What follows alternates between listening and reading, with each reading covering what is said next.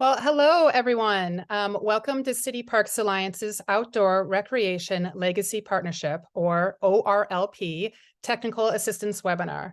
I'm Julie Waterman, and I'm the Advocacy Director at City Parks Alliance. I know that everyone attending this webinar is interested in learning how to access federal dollars for their own local park project, and it is our goal to help guide you through that process. For those of you that are new to City Parks Alliance, we are the only independent nationwide membership organization solely dedicated to urban parks. Our network of cross-sector park leaders focuses on the intersection between parks and other critical urban infrastructure to build equitable and healthy cities. Our vision is that everyone in urban America will have access to the benefits of parks, recreational opportunities, and green spaces. You can visit our website at cityparksalliance.org to learn more.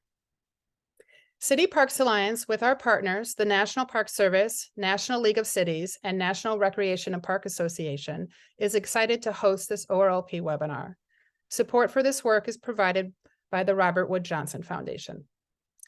Established in 2014, the ORLP is a nationally competitive grant program funded through the Land and Water Conservation Fund that focuses on providing outdoor recreation in disadvantaged communities within urban areas. The National Park Service has funds available for land acquisition, new park development, or the renovation of existing parks, all with a goal to reconnect people with the outdoors. Since the program began, we have seen some exciting park projects across the country that have received ORLP grants. These projects include developing a 25-acre park on a former Browns field in a low-income neighborhood in Portland, Oregon, creating a 6-acre skate park on a former industrial site in Madison, Wisconsin, and developing a 4.5-acre open space park on vacant land in dense and underserved residential neighborhood in Denver. Through City Parks Alliance's educational efforts, it is our hope that the National Park Service increasingly receives more and more strong ORLP applications. So let's get started. I'd like to introduce you and share our gratitude to our guest speakers from the National Park Service, Ginger Carter and Susan Brooksmith, who will give the main presentation. During this hour-and-a-half technical assistance webinar, Ginger and Susan will provide detailed information on the ORLP grant program, as well as some information on the LWCF stateside formula grant program, as this program may be an alternate funding option for your project. They'll detail expected applicant and project eligibility requirements for this competitive round, give tips on writing a strong ORLP application, explain the application and selection process, and answer questions. The program is designed to be flexible enough to reflect the current goals and priorities of the administration. So if you've applied for ORLP funds before, you may notice some differences in this round. Just a heads up that they'll be covering a lot of material in some detail, so hang in there. There will be a question and answer period at the end of the presentation. If you have a general question, you may submit it then in the Zoom Q&A box. But if you have a specific question about your project, the National Park Service staff will provide contact information of how you can reach your own state office responsible for administering the ORLP grants. We anticipate the National Park Service will open the application process soon. And when that occurs, City Parks Alliance will send registrants the Notice of Funding Opportunity, or NOFO, the LWCF State Assistance Program Manual, a document showing the ORLP requirement changes for this current grant round, and an application checklist. We have a great turnout today, almost 800 folks, and to ensure we can respond to everyone as questions or technical difficulties arise, here are some tips. To ask a question, click the questions icon on the bottom of your Zoom screen. Type the question in the box and click send. You'll be able to send questions throughout the presentation, but again, you may want to make a note of your question and see if it's answered later in the presentation before submitting it. If you experience a technical problem during the presentation, please type it in the question and answer box and send it to us. If you miss something, don't worry. Links to today's recording, the presentation, and related resources will be emailed to all registrants. Okay, let's get started. Ginger and Susan, take it away.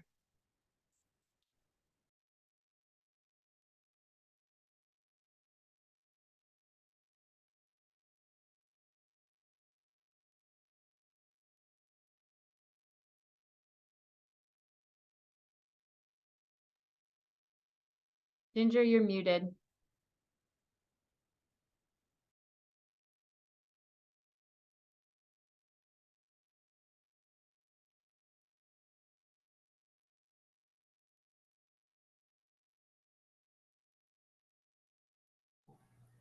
I'm sorry. Yep, there we go. Technical problem.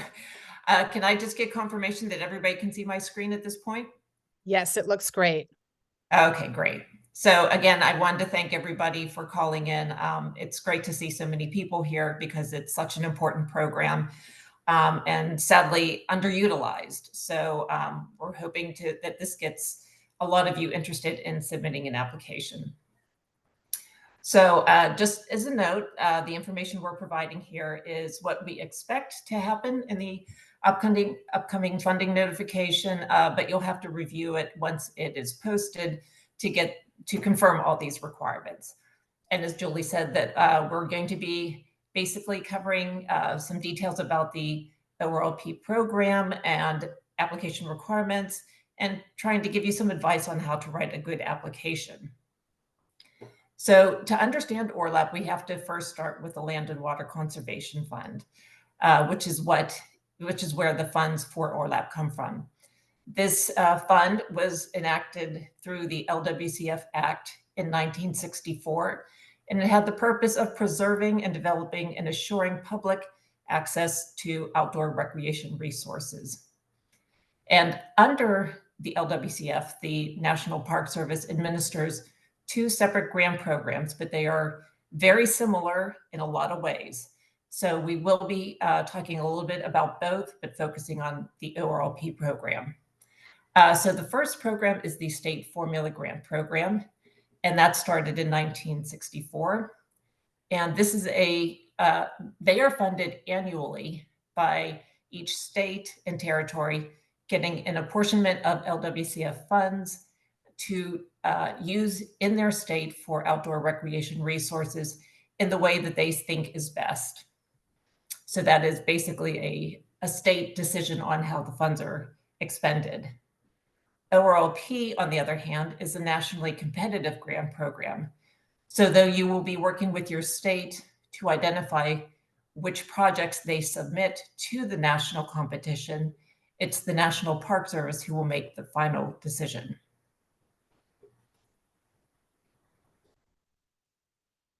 So some of the basics for the Land and Water Conservation Fund are that this operates as a state and federal partnership.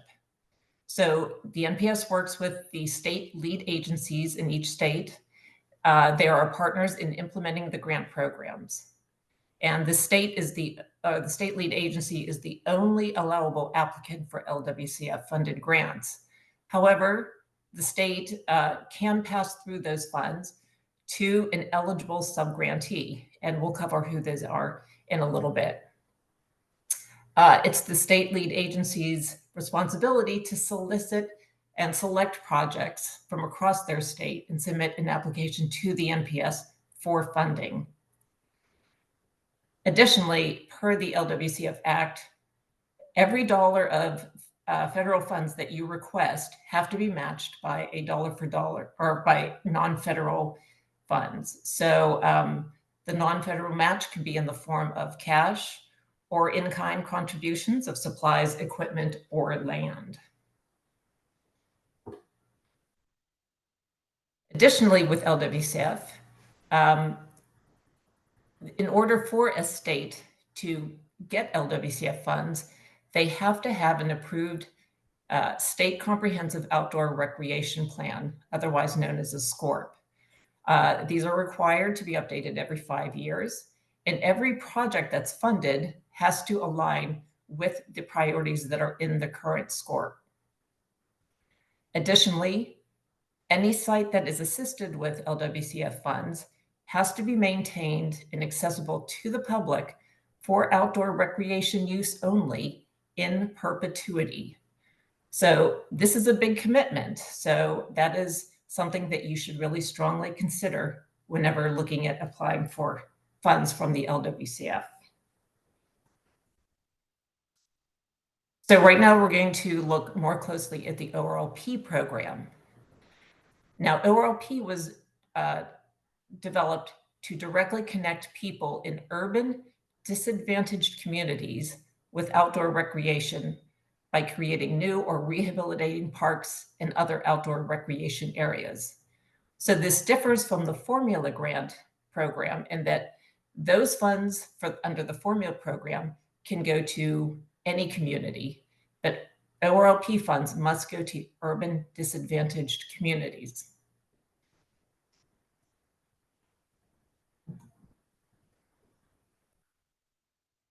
So under ORLP, there are so many things that you can apply for money for and that are allowable. We had a coworker who used to say, if you can play on it, or it's probably fundable. But so we have a list of very common things here: hiking, biking, camping, swimming, fishing, paddling, court sports, swimming pools, playgrounds. But we also support facilities that are supporting the outdoor recreation. So things like restrooms or concession stands or parking, those would all be allowable as long, the supporting facilities are allowable as long as they are part of the overall recreation project. You could not apply for just support facilities. What would be unallowable are things that are either focused on an indoor activity, such as a community center. So even if the community center offered indoor recreation, that would still not be allowable because ORLP focuses on outdoor recreation.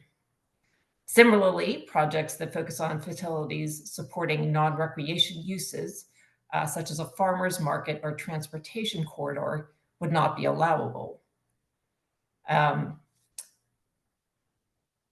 then projects, again, that solely are for support facilities would not be allowable. They would have to be part of a larger recreation project.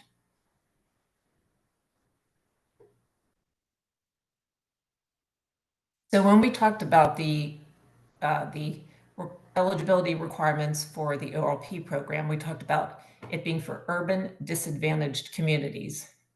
So how do we define that? An urban community is an incorporated city or town that has a population of 30,000 or more per the 2020 US Census. And a disadvantaged community is a census tract that is identified in the Community Environmental Justice Screening Tool as being disadvantaged. And we're going to look at that tool so that you can see how to find out if you meet that qualification. So the White House developed the Climate Environmental Justice Screening Tool, which we will refer to as CJUST, just for ease, to define and identify communities that are overburdened and underserved.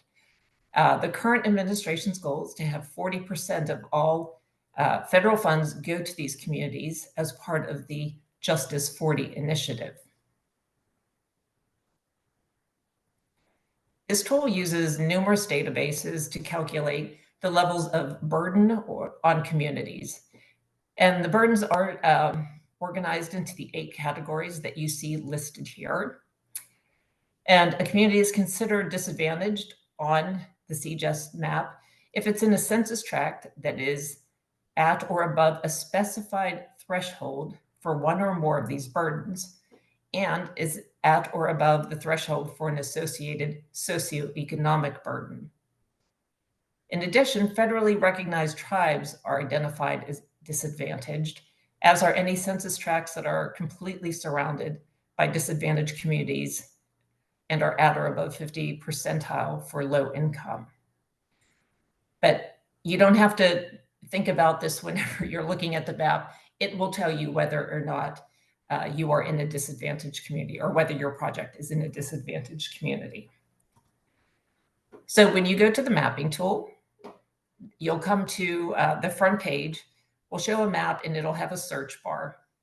You're going to put in either a city or a zip code or an exact address in that search bar. If you put in an exact address, it's going to take you right to the census tract in which that address is. If you put in a city or a zip code, you're going to have to, kind of scroll in until you find the place where your project is.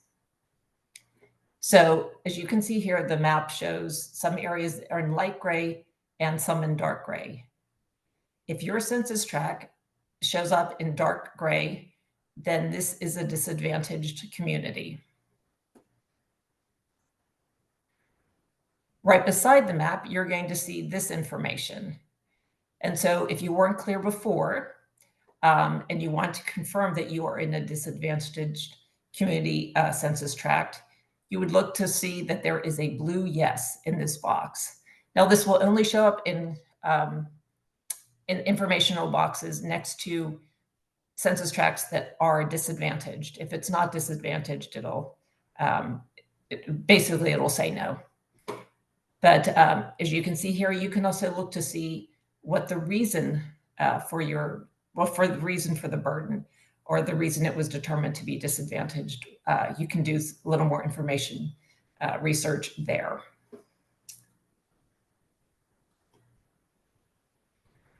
So some of the basics for this current round is that we will be posting this opportunity on grants.gov once it's ready. It'll also be on our website. And we have the web addresses here, but in the follow-up material, we'll also include them so you can just click on them. The date in the funding opportunity, the due date for the applications, that's actually the date the state is required to submit the application to the NPS. When you are working with your states, they are going to have earlier deadlines for you to submit your project to them for them to decide if it is appropriate to forward that to the national competition. So that's why it's important that you work with your state, because each state is going to have a different deadline and different requirements for their applications. Oops, sorry about that. And so down here again, we have a link where you can go to find where your state's lead agency is, and we will include that in the follow-up materials as well.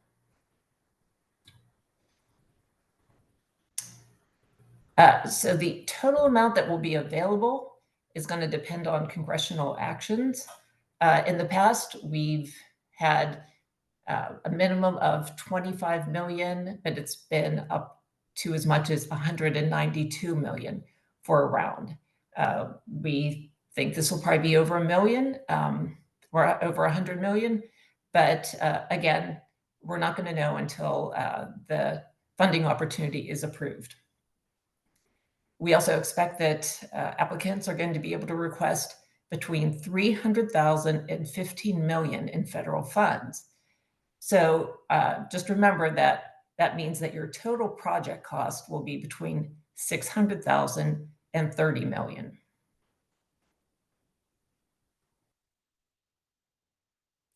So before I talked about the fact that states can subgrant funds to a project sponsor. Who are the eligible project sponsors? They are public agencies, so that would include a city, a county, or a special purpose district. And if you are a special purpose district, your mission must include one that must include acquiring, developing, owning, or managing recreation areas. And you must be able to demonstrate that you can meet the perpetual protection requirements of the Land and Water Conservation Fund Act. Other groups that you can't submit an application to the state for a project, you are encouraged to work with the state or another eligible project sponsor to submit a project. Projects that show good partnerships score better. So we do like to see that, that a city is working with partner groups, whether they are nonprofits or community groups or other government agencies.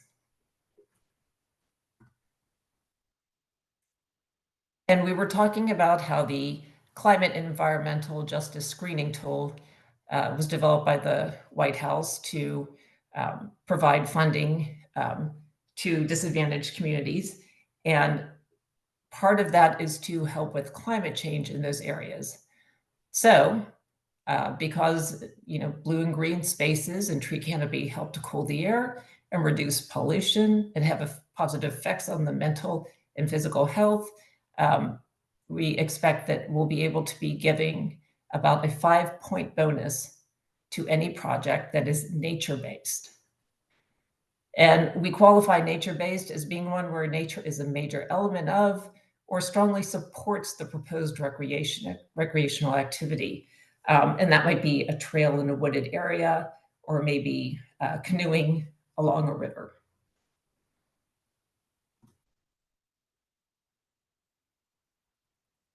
In the application, you're going to be asked to respond to certain criteria. And this is where the review panel will be scoring your project. There's going to be 2 criteria, each worth 50 points. So there will be a total of 100 points.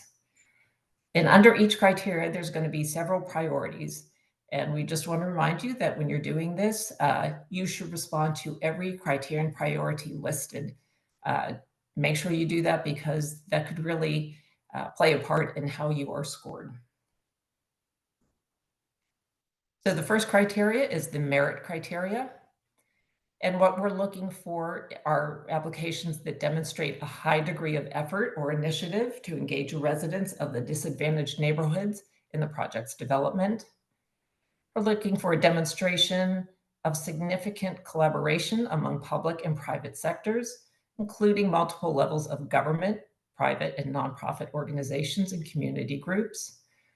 And we want to see applications that have strong initiatives or that are in areas having strong initiatives and policies or incentives to protect the area from gentrification. So examples of anti-displacement strategies might include rent control, anti-eviction protections, property tax freezes for low-income homeowners, or strategies to create jobs for longtime homeowners.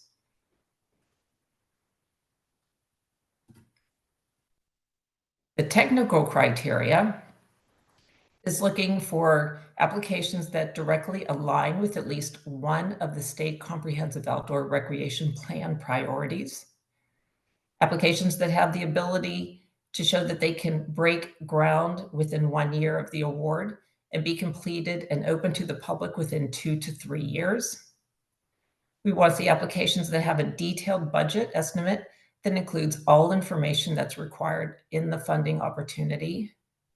And we want to see the people managing the grant and the project are well qualified and experienced.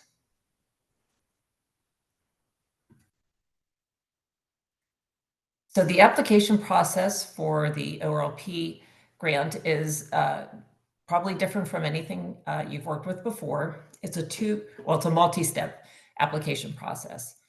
So as we've talked about, the state lead agency is the only agency who can submit a grant. So the process starts with their office soliciting projects from across the state. Then what they're going to do is they are going to select which projects they think meet the ORLP goals and work with those sub-applicants to develop an abbreviated LWCF application and submit that to the National Park Services competition. NPS will then take all the applications that were submitted from across the country and will give them to an independent review panel who will score and comment and make decisions as to which ones they want to recommend to the National Park Service Director for final approval. And then if your project is selected, the state then works with you to prepare a full and final application package for NPS final review. And so final funding determination is not actually I'm sorry, I keep hitting that button. The final determination of funding is not final until the full and final application is reviewed by NPS. The reason for the second review process with NPS is that we have to do compliance reviews, which are very in-depth, and that includes us looking at the National Environmental Policy Act and compliance for historic and cultural resources. And both of those are pretty time intensive. So rather than having you do all the work that's involved in those kind of compliance reviews up front, we're trying to help out by allowing you to submit your application saying, we think all this is going to be okay. And then we say, yeah, we think we want to fund this project. And then you have to go back and invest your time and money into getting the rest of the documents that are necessary for us to make those compliance reviews. So here are just a couple sample projects that have been funded in the past.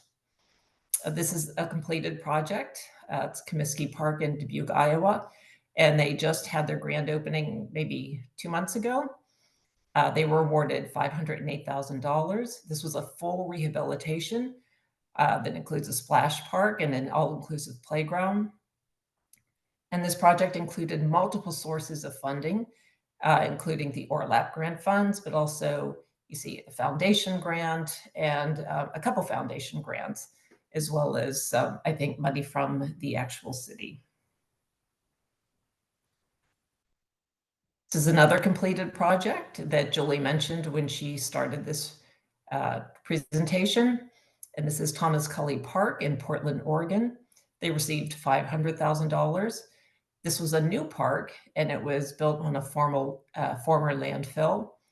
And so in it, they restored habitat and scenic overlooks. They put in an off-leash dog area, made a playground, walking trails, put in exercise equipment, a scenic overlook, and included an intertribal gathering garden that's open to the public, as well as having a youth soccer field. So pretty extensive. And this project is still in progress. This is Soldiers Park Aquatic Center in Rochester, Minnesota. They received $5 million. And so you can see a whole list of things that this project will be providing to that community. And right now, this is just a rendering of what will be. If you looked at it now, it's pretty much a dirt field because they are just in the beginning stages of construction. So I just want to go back over some of the differences between the formula grant program and the ORLP or ORLP program, just so you know which one your potential project might fit best in. So when you're looking at the amount of funding that's available for state program grants, that's determined by the state. But I don't determined by the state. I don't think there are many that are over, I don't want to say for sure, but I think like 500,000 is probably the largest that any state matches, and that would be even uncommon. But for ORLP, right now, again, we're estimating that the maximum amount you can request is 15 million. So as far as the communities being served under a state formula grant, there are no requirements. The project can be anywhere. But for ORLP, it must be a disadvantaged community per the Climate Environmental Justice Screening Tool. As far as population requirements, the formula grant has none, but ORLP requires that it be in a city of 30,000 people or more per the 2020 census. And as far as the competition for the state formula grant, you're only, well, the state is deciding whether or not you are funded, whereas with the ORLP program, the National Park Service is deciding whether or not you get funding. As far as community involvement, there is none required for the state formula grant, but for ORLP, that is integral to getting funding. Community involvement is probably the strongest sign of success in these projects. And as far as number of grants that you can get per a project site, for the formula grant program, there is no limit. But for ORLP, you can only get 2 ORLP grants per site or park ever. And they have to be for separate projects. You can't get additional funds for the exact same work that you just did. It does have to be separate to some degree. All right, so with that, I am going to pass this over to Susan. So I will put myself on mute, and Susan, take it away. Just let me know when you want me to change slides. Okay, I would like now you can go to answering, like, or maybe Kaylee, I think you have to answer the questions too. I've been answering them as quick as I could, but there are kind of stacking up. And if we don't get to everything, we will answer questions and provide them to CPA to send out too. Okay, so we just get caught up to where we are and say I'm really happy to join you today, and I hope that we provide you some really good information. And Ginger gave you a lot of information already. I hope the CJust tool is really useful. I would suggest going to look at it now. I think there were some questions about eligibility, and if you type in your address, I think it's going to make figuring out eligibility a lot easier this year. And then, of course, working with your states. Now we're going to talk about how to write a good proposal. There's a way to some ways to avoid major application issues and help ensure that you have a well-written proposal. One of the best ways to do that is to read, reread, and create an outline from the NOFO to make sure that you are hitting all the required elements. We have received ththings, and it says that have responded to previous year's NOFO. So that won't work that well this year because of the requirements of using the CJust tool this year in round 7. The project narrative and project budget should focus on the part of the project that would be funded by the ORLP grant if awarded. Often proposals are for a single phase or a smaller portion of a larger project, and it's important to explain the larger context, but you really have to clearly delineate through the project narrative and the project budget what the proposal will be funded. And the emphasis should be for the funds and the funds using for that specific project. We've created a new way of kind of creating an outline for helping you put together a thing of creating tables of milestones and measures, which are required for any kind of grant. And I think if you create those kind of milestones and measures, it helps you move from outline to describing your project more clearly. Many proposals kind of talk about an expected outcome for the entire project, even if the larger project is still speculative or it's for non-recreation work, such as an adjacent area for stores and restaurants and economic development. Some reviewers really focus on the mission of ORLP and LWCF, which is outdoor recreation. So it's really important to focus that as the primary reason for the project, even if there are definite benefits to the community, such as economic development for stores and restaurants. Please make sure all required elements are included in your project. Make a checklist, check it twice, and look under related documents tab of the grants.gov funding opportunity. Make sure you aren't missing any pieces of the package. This is extremely important because an incomplete application is grounds for elimination. Be clear and honest when responding to the criteria. Make each point understandable to someone completely unfamiliar with your project. Be candid and open about the problems and provide realistic plans to address those challenges and issues. If required information is omitted, explain why and when you expect to have it. And that could be, like a SHPO letter or some other kind of permitting issue or review. Use declarative statements and back up those statements with data or citations on where or how the information was obtained. Provide consistent information. Make sure the information provided in each part of the application aligns with all other parts. The narrative must describe the same project as detailed in the budget and vice versa. If the budget is for the smaller part of the larger project, but the narrative focus on the larger project, sometimes reviewers panel are not able to determine if the budget is appropriate, and that goes into the ability to complete the project, which is important.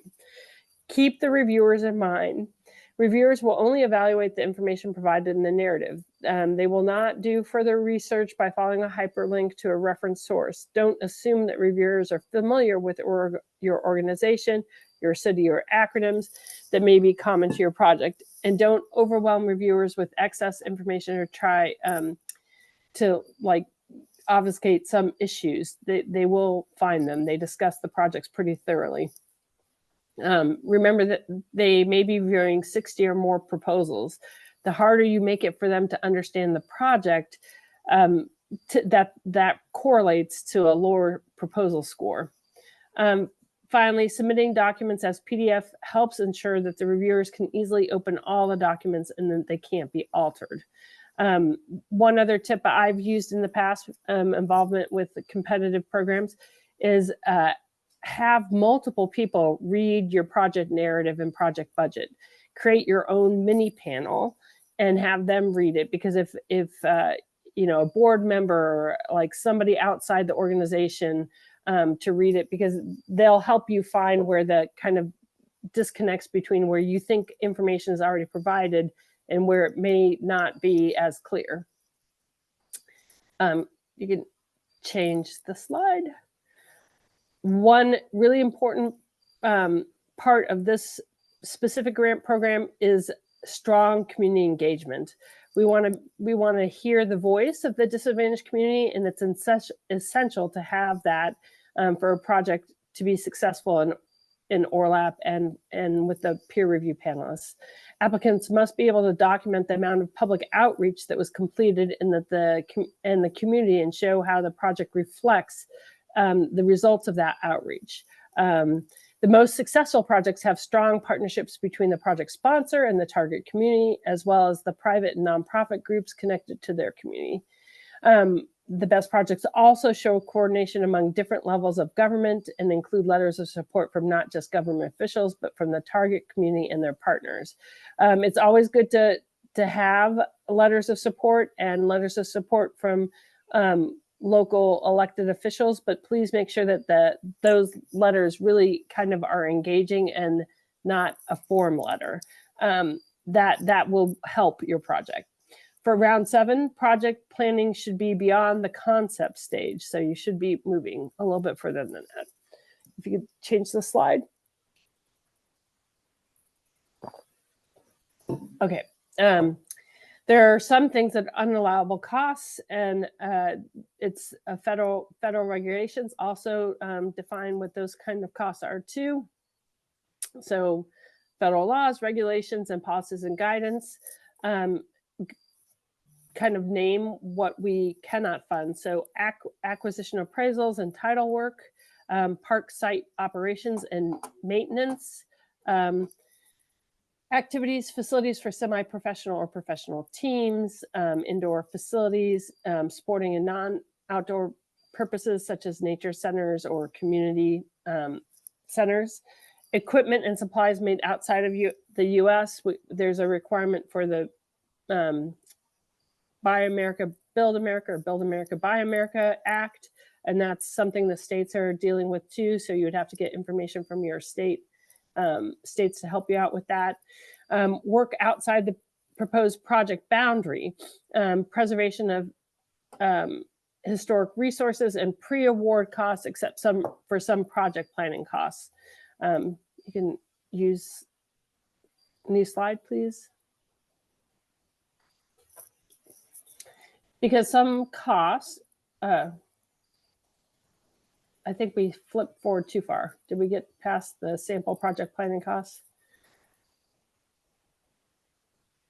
Okay, here we go. Because some costs must be incurred before a proposed project can be submitted to the NPS, project planning costs may be eligible for retroactive approval. These costs must be described in the project application budget and must include the dates they were incurred. They also have to have been allowable under the project, so they can have to meet some federal requirements for being allowable as well. Project planning costs might include site investigation and selection, site planning, feasibility studies, preliminary design, environmental review, and other federal and state compliance. Preparation of cost estimates, preparation of construction drawings and specifications, and similar items necessary for project proposal preparation. Pre-agreement costs may not have been incurred more than 3 years prior to NPS having a final actionable application. However, it may be a year before application is actionable, so it would be best to think in terms of allowing costs incurred within the 2 years prior to submitting the application to NPS. And this goes into the idea that your project should be past the concept phase. Next slide, please. Unlike the LWCF state formula grants, the ORLP grant program places a limitation of 25% of the total budget on project costs not directly attributable to physical development, rehabilitation supplies, equipment, or costs of land. The cap includes, but is not limited to, the overall management of activities directly related to finance and general grant administration costs, wages for grant administration, personnel, property management, equal opportunity. So that's something to consider. That information will be in the NOFO too. Next slide, please. Now this is one of the hard things. Federal shares match. It's a 50% requirement, so dollar for dollar, and and it has to be non-federal. This is because matching federal funds with other federal funds is illegal and considered but some federal funds have legislative authority to be used as match for other federal grants. These are allowable match for ORLP, but is the application, the sponsor, the application's responsibility to provide documentation of the legislative authority with the proposal. So if you already have a grant, say CDBG money, you would want to provide like the grant award letter with that. And CDBG money are also eligible as federal match for recreation, and it's according to HUD. Because of their flexibility, CDBG funds have been utilized by many park systems. From 2010 through 2018, CDBG funded nearly $900 million in parks and recreation projects. Another possible source would be the Federal Highway Administration's Recreation Trails Program. There's also a new source. It might be a little tricky. It's the DoD's Readiness and Environmental Protection Integration. They have a mapping tool as well, which we can provide later. And you would have to look at both that mapping tool and the CGEST mapping tool to determine if your project is in a place where you could access the REPI funds. And there's an application for REPI as well. And we will make that available later too. There was a REPI application last year, so that we could probably provide last year's notice of funding opportunity to give you an example. Next slide, please. Just a reminder on the project budget narrative. It's really important. It's very important. And the project narrative, they must match. And it's usually in the project budget where applications have the most issues. Be very detailed in your budget. Do not list costs in lump sums, such as $300K for the playground area, if you can. If a cost can be broken into components, it should be broken down. If the budget isn't detailed enough to fully understand the cost of each item, the applications frequently are scored lower. All costs must be necessary and justified as being reasonable and allocable. For instance, a $5 million comfort station would be highly suspect as being a reasonable cost. So applicants must explain on what basis the estimates were made and state who developed the estimates and what their qualifications are. Costs included in the budget that are found to be unallowable, unreasonable will be eliminated or reduced, and the total grant award reduced accordingly. Applicants should determine, should expect to wait up to a year before receiving a grant, depending on how quickly the project sponsor and the state can submit any additional required documentation to NPS. And that's typically like a NEPA or state historic preservation kind of issues related to development of the park. During the time when the application is submitted and the grant written, budgeted costs can increase. It's important to remember that additional federal funds cannot be awarded beyond what is requested in the application. Contingency funds should be included to cover any increased costs.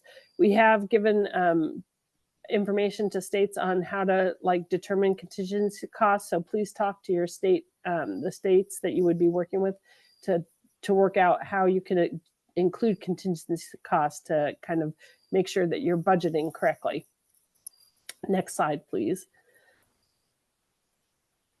A proper timeline that includes milestones and measures are now required for all federally funded projects. These should be included as part of your grant agreement, and if funded, the reports that you prepare and must provide would be based on these milestones and measures. There's a terminology for milestones and measures. That's the SMART kind of acronym, and it does help you. It's the specific, you should be specific about your objectives, and they should be targeted rather than generalized. It should be focused on the disadvantaged community, and it should offer one or more large goals for your measures. The measures should be, you should be able to quantify it or measure it, measurable. So like how many acres, how many different kinds of trails, length of trails, those kind of things. And it should be attainable. The budget should allow you to make meet those measurable goals. And that they should be relevant and time bound. So is it relevant to the ORLP project? Is it reaching a disadvantaged community? And the time bound kind of nature of it, it should be outlined not only what you hope to accomplish, but the time frame in which you are adhering to. Next slide, please. Here's kind of a sample milestones where you can see we've laid it out. This is something that you can go through. You complete 100% of the plans, you bid the project, you sign a contract, and you can see how the timing would follow too. So that this would act as a timeline for your grant from pre-award through closeouts. And this is also in the reporting requirements for a grant, what you would be reporting on. So if there's a change in the timeline in the middle of the project, you would be telling us through reporting that you're changing that and provide an explanation. Next slide, please. So performance measures, this is kind of, they match up with milestones, but they're the measurable quantity too, and it's related to your overall goals. This is a sample set of measures for a trail project that gives you some idea of what measures might look like. Next slide, please. This is an important one. This is the ORLP project site boundaries. This is a requirement under the LWCF Act, and each project boundary is defined as an area that's protected by the LWCF Act. Consistent with the intent of the Act, the program expectation is the entirety of the park or recreation area will be included within the LWCF boundary area. Exceptions to this may be considered by NPS only if it can be shown the area is self-supporting. However, for acquisition projects, the LWCF boundary area must be the entire area acquired with the funding assistance, and that's without exception. A self-supporting park project is one that does not rely on future work or joining or additional areas not identified in the scope of the project for park access, utilities, park support facilities, or any other park necessity. Excuse me, I have a cold. Additionally, the proposed project area must be able to be used for the intended recreation at the completion of the project. So ORLP would not fund a development of a comfort area or an entry plaza if the recreation portion of that park isn't part of the ORLP project or doesn't currently exist. Next slide, please. We've provided some example boundary maps, and make sure your boundary map that is included in the application is clear and that all the required information as stated in the application is also clear. Indicate the park boundary and project area if different from the park boundary. Indicate all easements, deed, leases, restrictions, revisionary interests within the boundary. Show access points, and then provide total acreage of the project and the project area, and provide a north arrow. Scalable maps are helpful, but these are usually, if you're past the concept phase, these are usually part of your like a concept presentation that's been given to the community or discussed. So that kind of map is useful. Next slide, please. The map should provide all site features. The site features map should clearly show what will be included in the completed project. Do not submit the full set of design or construction plans because those files are really large, as you probably all know, and application reviewers will not be able to open and review all of that. The best way I can describe it is to curate like your application to show what you want to show. You kind of distill down and get to the ideas and the money and all of those things as clear as possible in as abbreviated amount of information it takes to relay everything. You should also make the maps align directly with the project as described in the narrative. If the project design changes slightly before you submit the application and you update the narrative but don't have time to create a new site features map, simply add a note to the map. Next slide, please. Letters of support from the community are often underestimated in terms of their importance. Letters from members of or organizations representing the disadvantaged community provide strong evidence of the need for the project and the community engagement required. Make sure the letters are addressing the proposed project specifically and compose different user groups. So, you know, if you have a community group that is really interested in the project, I would definitely reach out to those people. Those letters can be quite engaging and very convincing to a panelist. Letters of match are also make strong evidence that you'll be able to carry out the project. So you should definitely include those too. Letters from government officials are welcome, but to ensure that they are received with the application so they can be considered if in the proposal's review. It is best if they are addressed to the applicant. So on match, again, these letters must be on letterhead and state the type of match that will be donated, such as cash or in kind. State the date of the match availability so that we have an idea of what will be in hand for the start of the project. And the letters must align with the amount and sources of match stated in the project budget and the project narrative. Next slide, please. So I think at the beginning, we said, Julie said that we would be sending out information to you.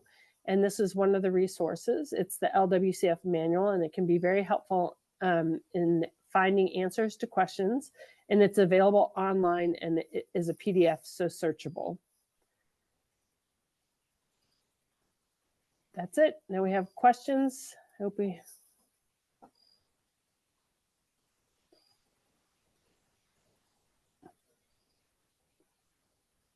Great. Wow. Okay. Well, thank you, Ginger and Susan, for that great presentation. That is a lot of detailed information. We're now going to start the question and answer period. And I know that we have a lot of questions in the Q&A box. And if we don't get to them all, we are going to do a screenshot of that and hopefully answer all of your questions when we send out the recording or post that when we find out how to answer them. So I'm just going to go into the box right now, and I'm going to try to answer questions that apply to all rather than sort of specific ones that are towards, one's project. So let's see, I'm just going to try to move through them as quickly as we can.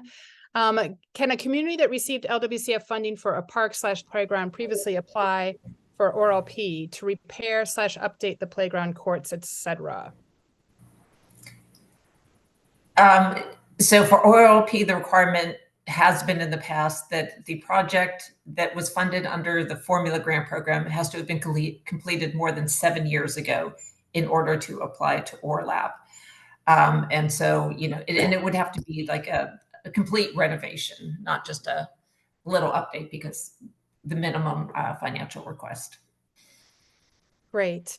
So there's still a lot of questions about whether the park project is in this sort of disadvantaged area on the Justice 40 site. And folks have questions. They're saying that their project is sort of right outside, but then below the project and above the project is a disadvantaged area. And is there sort of any leniency in this? Or is it basically, if your project is not in that gray area, then you are not eligible? I would say at least part of the project area has to be in the disadvantaged community census tract. So if it's not the whole thing, I think we can still work with that, but at least part of it has to be in that disadvantaged tract. Great. There's a lot of questions about when the next funding round will open, and I've answered some of them. And I know that you all can't quite give that answer, but I've sort of said, hopefully, maybe within the next month. But if you have any, does that sound about right? That is what we're hoping for? Yeah. So these are being, the funding note or opportunity is being reviewed by the administration. So as you know, this is government, and government works at a somewhat slower pace, but Great. Whoops, I think we lost Ginger for a second. We'll get it out as soon as we can. We're eager to put it out too. Yes, we have all been eager. So ORLP is funding for projects on public parkland, correct? Or could apply to other public land like a watershed, public works, recreation center, and outdoor, or schools. And I think, again, the answer has to be, it has to have a recreational component. But if there's other elements of this that you want to respond to. Yeah. Go ahead, Susan. I was just going to say for it, not schools, because it has to be open to the public. And so they're typically not. I mean, there are adjacent, some places like in DC, there's frequently a recreation area adjacent to a school. So the recreation area would be eligible. Ginger, do you want to? Yeah, so for schools, yeah, typically what we've said is like, it has to be open to, it can't be used for the school to meet its required recreation needs. But if it happens to be used by school, it just has to have like more than 50% of the time open to the general public. But otherwise, yes, any public lands, other than like not national park lands, you can't, these funds can't go to national parks. But other public lands, yes, are all, if you can find a way to do recreation in it, yeah, it should be okay. Great. This is always, I feel like, a little tricky one. Great question. How far along does a project have to be to submit? So whenever you have to imagine you're a reviewer, so you want the project far enough along that they fully understand what the project is. And we want to know that the community has already participated in helping develop the project. So if you're submitting something to us and it says, and we will be doing community outreach, it's probably not far enough along. We understand that there may be further community outreach during the development of the drawings and things like that, but we want to have the budget and the project well enough defined that we can actually see what the proposed project is. So there's no real, we can't give an exact answer on that. Right. But I think that like in the kind of progression of getting to a complete set of drawings, like being past a or in the programmatic phase where you've like, we accept this site location, we accept, that it's happening here, and then we're working with the community on programmatic issues and identifying like what we can put within this space. Kind of when you have that, like with the site features map that we showed earlier, that's a good indication that you're kind of far enough along to be able to be competitive. Great. How about counties? How does a county determine if they are eligible or not? A county can apply, but they would have to apply on behalf of a city that has the minimum population. And again, the projects would still have to be in the disadvantaged community, but the county could apply on their behalf. Right. And then again, there's a lot of questions about the population threshold, which I've been answering that, if it's not an ORLP, if you're not eligible for the 30,000 and up, then you can always apply for stateside grants. Correct. Yeah. Someone would like to know where they can find more information on the match waivers. I know that you had that great slide that showed community development block grants and some transportation. And obviously you mentioned the in-kind donations. Is there a place maybe on your NPS site that they can go to and a list of things that can be used for the match? There is no overall list of federal match. Unfortunately, it's written into the legislation for each federal fund, and that can change yearly. So there's just no way to keep that up. So that's something you kind of have to research on your own. And there are some places that can help you with foundation grants. There's some nonprofits that can help you with that.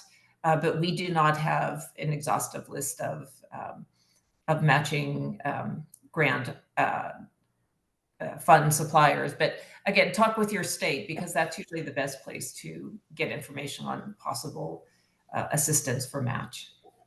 And it changes frequently, right? So like new funding, new acts that have money come up and available for different kinds of things. And you have to look at the legislation for each to know if it's eligible. And it's usually declared within the legislation, or the agency that is providing grants under their projects will know if it can be used as a kind of non-federal match. But also, if you're looking at other federal funds, remember, they may have their own requirements. So you have to make sure that their requirements match up with our requirements. Mm-hmm. And I will say that City Parks Alliance has been doing a lot more work with foundations and educating them on the ORLP program so that they can get involved and help with the match, or help with planning, or help with other elements of the program. So if you're a public agency and you know that you have a community foundation near you, I would be contacting them. This is a great question. Is a privately owned park, but it's fully open to the public, can they apply? I don't know how the permanent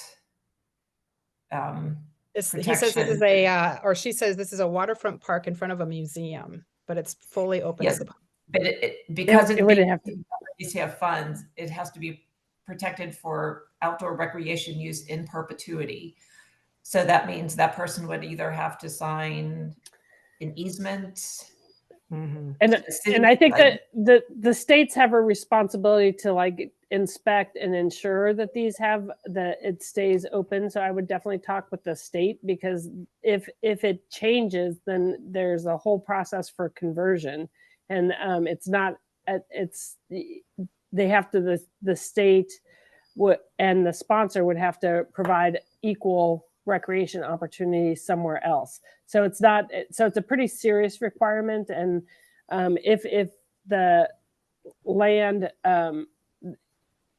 could be held in perpetuity for under LWCF, that would be okay. But the state also is involved in that decision making as well. A little bit different when it's a privately owned. Yeah. Can you share, and I know that you guys are going to be like, well, can you share the timeline in terms of when funding awards will be made, and then how long before all the funds need to be expended?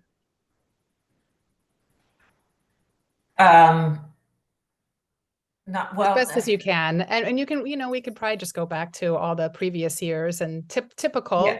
time frames. In previous years, you might get 6 months for the state to hold and submit applications, and then we take another 5 months to do our full review and make awards. So, maybe a year. But again, that since we're doing the two-part process, we are just saying that you've been selected to submit a full application. So at the point where we say, like for this competition, if we say the state's got 6 months to do their application process, and then we took, let's say, even 4 months to make our decisions about what was selected, you still have to do the final application. So that could be, depending on how far along you are, another 3 months to a year, depending on how long it takes you to get that final application together. So it's really a wide breadth of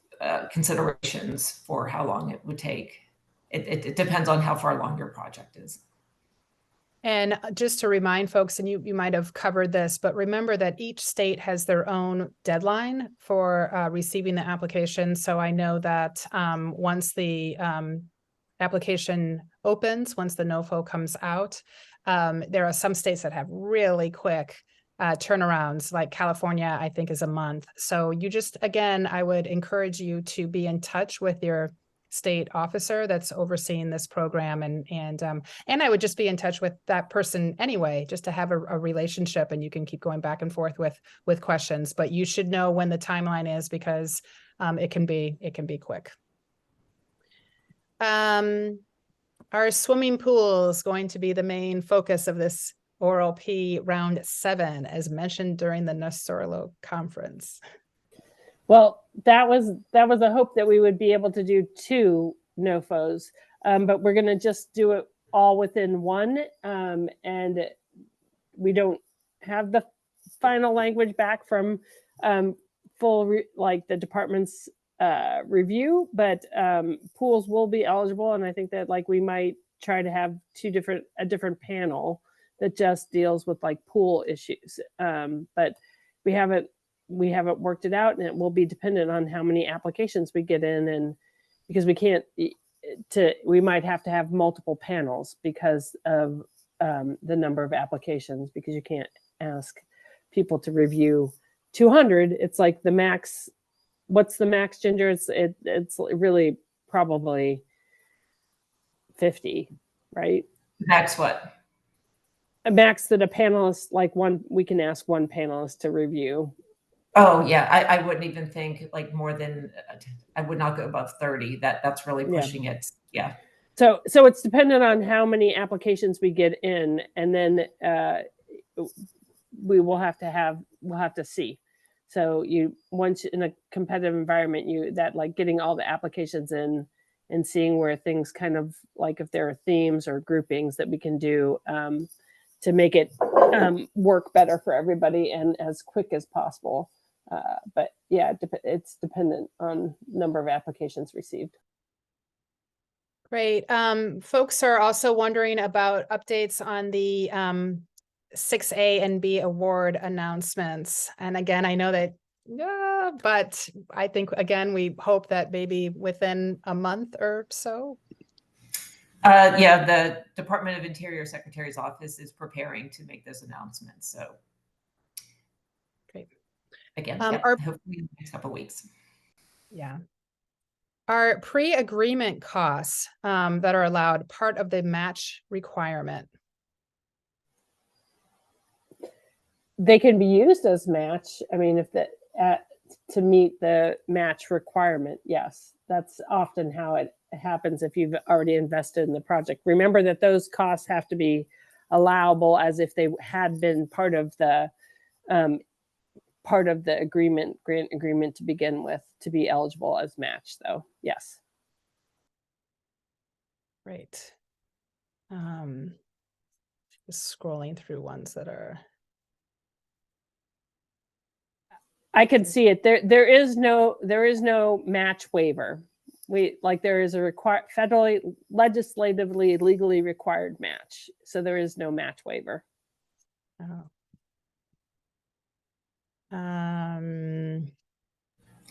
I do want to say about match though, a lot of people forget to, like, community volunteer groups, if they're doing work with you, you can count that as match. And a lot of people do forget about planning work that goes into this, and they forget to add that into the match. So just make sure you're remembering that everything that goes into this project, so that you're not leaving out something that could be used as match. Yeah, and keep the documentation as it goes along too, like of hours because you need that for it to be allowable too. Great. Folks are wondering how they find their state officer. I think that on we had the slide? we had the link in the presentation, but I think, whenever you send out the presentation, I'll give you a sheet that just has the links on it so that they can easily, through a Word document, link to all the different sources of information. Great. Yes, we will have a lot of materials that we'll be sending out when they're ready, but that one can go out a couple days post our recording. How many grants are typically awarded each year or each cycle?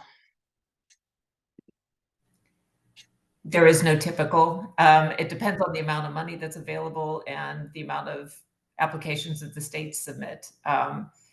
So, we've had some years where it's only been, maybe 10, and we've had some where it's been, closer to 40.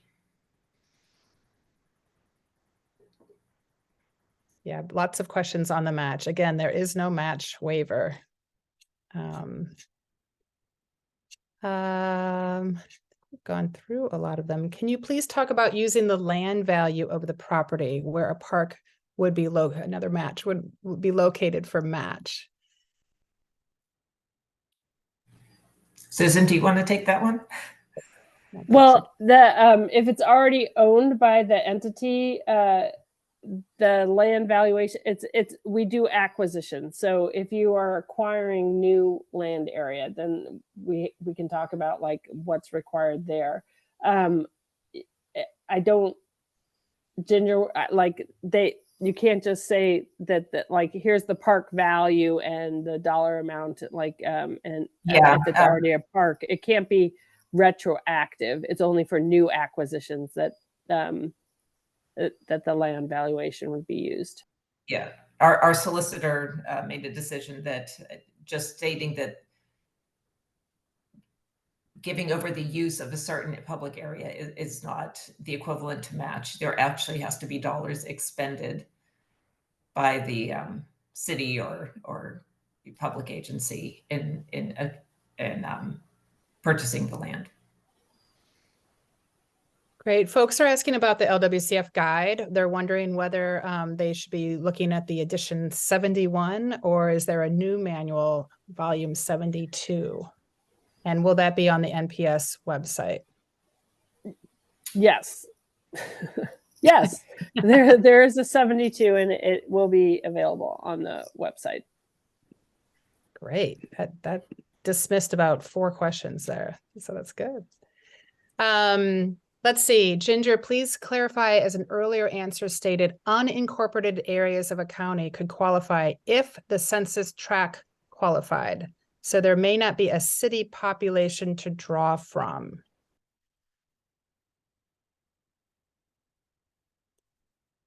You're on mute, Ginger. And I might have misanswered that question. So Ginger is the expert. So listen to her. Yeah.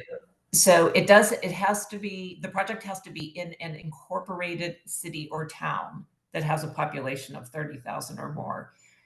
If the application is coming from the county has to be representing that city that meets that requirement. Does that answer the question, or am I missing? I think that answered the question. Okay. Susan, I think I wrote something earlier about like county being eligible, but we have had counties come in, but it is for communities that have a 30,000 population. In the city, yes. In the city, yeah. Great. This is sort of back to what is eligible. How likely will a nature-based park project be located in an urban low-income neighborhood? What is the basis for criteria? And again, it has to have a recreational component. I don't know if there's other criteria that you can steer them to, but. So for nature-based, yeah, there are plenty of urban parks that are nature-based. So, you have things along the river that are offering, docks for canoeing or boating, or you can have, parks in a city that are just forested areas within a city where you're having a trail. So it just means that a large component of the park and the recreation is based in nature, or nature is supporting that activity. So yeah, and it will definitely be a consideration because it is part of, again, this Justice 40 initiative, which is trying to, one of the goals of Justice 40 is to reduce climate change issues within these communities. So we are trying to reduce heat islands. Right. Do folks have to include performance measures like the sample slide that was provided? Yes, they do. Like it's like the under 2 CFR 200 milestones and measures are like that. It's a requirement. So yeah, saying what your goals are, it's typical even if you're applying for grants and funding with a philanthropy or community foundation, they will ask you what your goals are and how you're going to get there, which is basically the milestones and measures. And just so you know, this is a government-wide initiative because there has to be a way for the government to measure the success of a program. So we have to know what the goals of your program are so that we can report them, so they can show the strengths of the LWCF grant programs. Great. This is about construction. Is there a contingency percentage for the construction effort that is generally acceptable? There's a 2 CFR 200, like the federal regulations that deals with this issue. And we have given guidance to the states on contingency. So I would say work with the state, and like it has to be based in some kind of reasonable methodology. So if you're, and it can't be just blanket, like, you have to have a reason and explain the reason and why. So, and it's typically like labor or a certain material cost or like those kind of things. So that's typical in budgeting for construction, that they will look at cost estimates and determine contingencies based on specific things that are happening in the building environment marketplace. Right. Back to sort of the disadvantaged area. If our park is located in a qualified census tract opportunity zone, is it considered disadvantaged? Again, they can go look at the map, but do you know the answer to this question offhand? If it's already an opportunity zone? That's under HUD, so I don't know that offhand, but I would just go to the tool itself. Yeah. Mm-hmm. Mm-hmm. Are there past projects that included work to address issues of homelessness in the park? I think that's a little bit out of this category, but. Yeah, this has come up in past presentations as well. And the focus of these grant funds are for recreation. So we're not saying that you can't have homeless facilities in the park. They cannot be funded with these grant funds. But obviously that's a concern for everybody. Recreation. LWCF forms on the website expire 10/31 this year, 2023. Will they be updated if you use these forms? Will this cause you problems down the road? I think those are the full application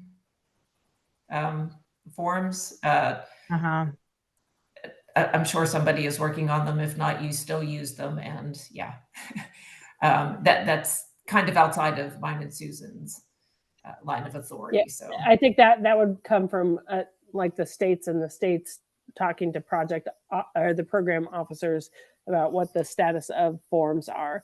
But the forms, the actual forms in the SF family. That's what they call them, the SF family, the 424.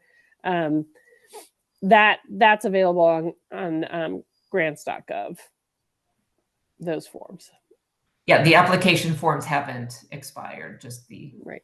the full application. Once you get into the LWCF specific forms, some of them will expire soon. Great. Few more, and then we're getting to the end. Knowing that this grant is for land acquisition and construction for outdoor recreation use, would a hard surface urban park looking to make structural changes pertaining to climate change be a competitive applicant? I'm not understanding what the project is, so that's hard to say. I'd say I can imagine it. It's like you want to go from like a concrete surface Yep. or a hard court surface to more of a nature-based. Yes, I think Right. that could be competitive, but you know, it's totally dependent on the project itself and like where you are in the process and what the recreation opportunity is going to be within the community.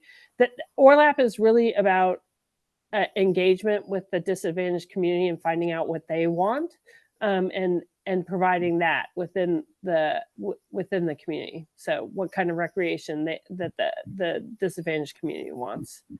And I do want to say, like, one of the biggest problems we've had with recent applications is that they are parks meant for the region or even the state. They are destination parks. They are not being developed for the disadvantaged community. And that's what these grant funds are supposed to be paying for. So you want to be working with the community that is right in that disadvantaged census tract and make sure that what you're offering aligns with what they have stated they wanted. Great point. More nature-based questions. Can you give some more examples of nature-based recreation examples where playgrounds or pools? Is there somewhere where there's more information available on this? No, you know, pools, you could still do nature-based. Well, you know, if you're having a pool in the middle of a larger park where there's lots of trails and trees and that, you know, where you're taking walks in gardens and things like that, that could still be nature-based. But obviously, you know, if you're having a park that's completely pickleball courts and soccer courts, that's just not soccer based. So you're just not going to get that 5-point advantage. Doesn't mean that you're disqualified. You're just not going to get the advantage. Because we all love pickleball. Please provide some types of restricted costs that fit under the not more than 25%. So administration costs. So you know, It's like kind of the overhead. The money is supposed to be directed toward the project. So if there's, you know,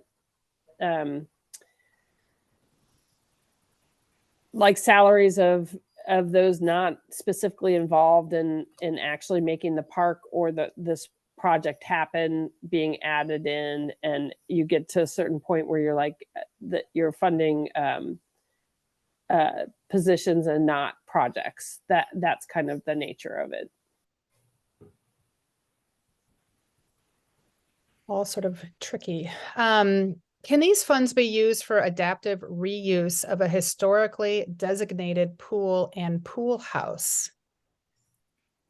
You can apply for funds for a lot of pools are historic. You definitely want to work with your state historic preservation office first to clarify what you want to do and get something from them stating that, yes, they don't feel that this is going to have any harmful effects, because that is what's going to hold up the project from moving forward. So just work with your state historic preservation office. Yeah, if the state historic preservation office determines that there are negative effects on the historic resource, that will take a lot longer to get you through a process, and that's typically that and other kind of compliance issues. Getting to actual permits is what really delays getting the final award.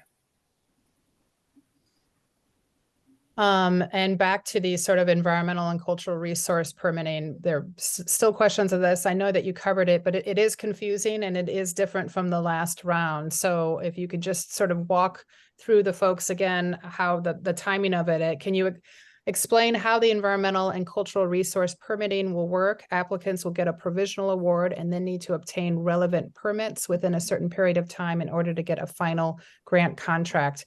I guess the big question there is, once they sort of get that initial, is there a time limit that they have to get these environmental and cultural resources permitting in? Yeah, so if they are selected by the Park Service in the national competition, we're only saying you are being selected to submit a full application. There is no guarantee of funds, but we're saying that we think it looks like this probably could be funded. So you don't want to go out and make announcements or anything, but at this point, this is where you're going to have to start investing a little money. So if you have a site that has some issues that you have to work out with the SHPO, they may require that you do some surveys, which are going to cost money. And same with the environmental review. You may have to do some additional environmental studies before you get sign off on that. So what we're trying to do is save you from having to do that without having us even saying, yeah, we think this is a pretty good project. So there is still some risk because, again, you may do these surveys and then they may turn up something that says, nope, we can't move forward with this project. But that's why, we encourage you to work with your SHPO as early as possible. And if you've done a little bit of work on your NEPA compliance, then you might be ahead of the game there too. Great. Well, we are at 2:27. So in the interest of time, that was our last question. If you do have additional questions for any of us, you can contact us directly at the emails on the screen that are about to pop up. And you can also contact your LWCF state liaison officers. So links to today's recording, the presentation, and related resources will be emailed to all registrants when they're available. And if I just want to really put this out there because there is a lot of stateside funds as well. So if your project is not applicable for an ORLP grant, then please look at the LWCF state formula grants. That might be an option. Just quickly, if you could stay on and take a moment to fill out our very, very short evaluation survey. We always want to hear from you and hear how we can do, anything that we can do better. And for upcoming City Parks Alliance events, you may click on the events tab at cityparksalliance.org.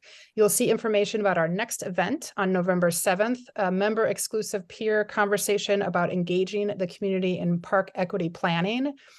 And if you're interested in becoming a City Parks Alliance member, yes, please visit cityparksalliance.org/join for information about all of CPA's great member benefits, including workshops, members only webinars, peer conversations, park study tours, and more.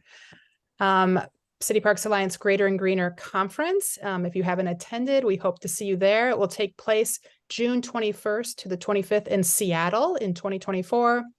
We're setting the table for conversations around the complex challenges we all face in using parks to create more equitable, vibrant, and resilient communities. Please visit greatergreener.org for more information. And a big thank you to our National Park Service presenters for joining us today and for giving us an excellent presentation on the ORLP program. It's a lot of information, a lot of work went into that, so thank you. We hope that this webinar has been helpful to you all. And last but not least, many thanks to you all for joining us today. Keep up the great work you're doing in our nation's urban parks. Thank you. Big thank you for the CPA for hosting today too. Thank you so much. Thank you.